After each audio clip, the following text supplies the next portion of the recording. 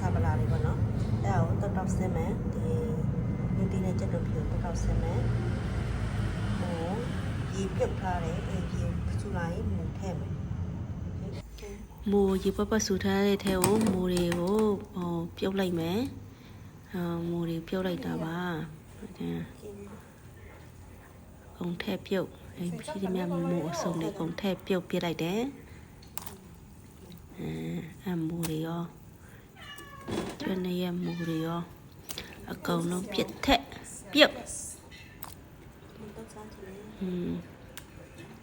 ပြုတ်လိုက်ပါတယ်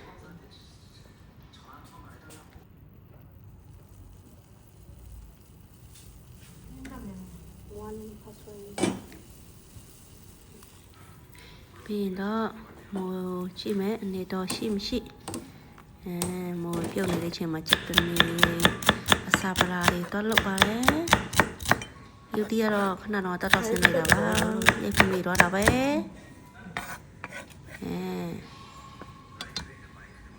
ကောင်းတော့ပြီးတော့ဆဲလိုက်ပါတယ်ပြုတ်ပြီးသားတဲ့မိုးတွေကိုဆဲလိုက်ပါတယ်ဆဲပြီးချိန်ကြရင်ဆဲပြီးအေးခံမယ်ဆဲပြီးရင်ခဏလေးတစ်ပြုတ်အေးခံပါမယ်ပူရင်ပါလို့တော့စားလို့မကောင်းပါကြတော့ပါအေးခံပါမယ်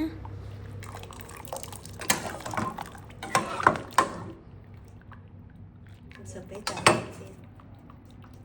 နော်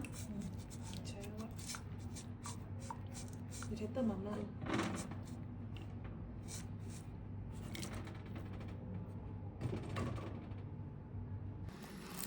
ဒီတော့လောက်ထားတဲ့အစာပလာနဲ့အမိုးထုတ်ထက်ဆက်လေးယူတီရတော့ရဆက်သွားတယ်တဲ့နေလိုက်ပါတယ်နေလိုက်တယ်နေလိုက်တယ်အစာပလာတော့နောက်နေ့ကမှအဲ့အစာပလာလုံနီးကိုတက်တင်ပေးမယ်အစာပလာလုံနီးရတယ်တော်ရင်တန်ရုပ်ဘူးမှတက်တယ်မီးကြည့်ခိုင်းလိုက်ပါတယ်ကဲမီးကြည့်လိုက်တော့အရတာအရင်ခွင့်ပုံထားကောင်းတော့စိတ်ရှိတဲ့စီရှိတဲ့ဒီတမီအားလုံးကိုကျေးဇူးအထူးတင်ရှိပါတယ် Thank you